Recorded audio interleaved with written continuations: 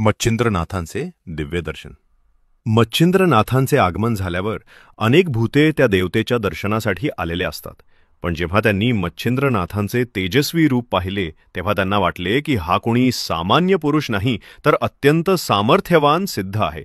मच्छिंद्रनाथांच्या तेजस्वी रूपाचे वर्णन पुढीलप्रमाणे आहे. मुखमंडल तेजस्वी.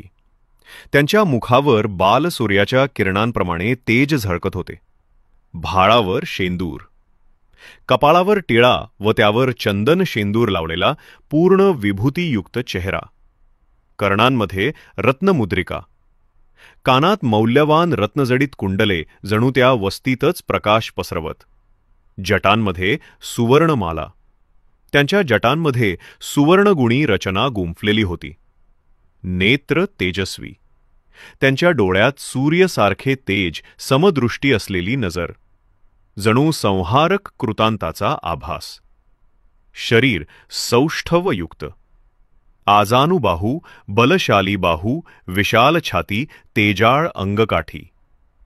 मस्तकी वीरगुंठी, डोक्यावर वीरश्री दर्शवणारी जटामाला व कंठी.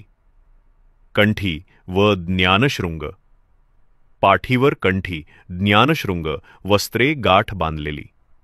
हातात कुबडी व फावडी, एक हातात कुबडी, दुसऱ्या हातात फावडी, बोध देणाऱ्या योगीचे चिन्ह.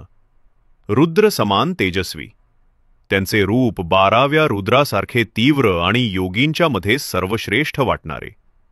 भावार्थ, या वर्णनातून मच्छिंद्रनाथांचे दैवी, तपस्वी व रक्षणकर्ता रूप समोर येते. त्यांच्या साक्षात दर्शनानेही भूते स्तब्ध होतात आणि स्वतःहून त्यांची विनंती करतात, स्वामी, कृपया आम्हाला मुक्त करा.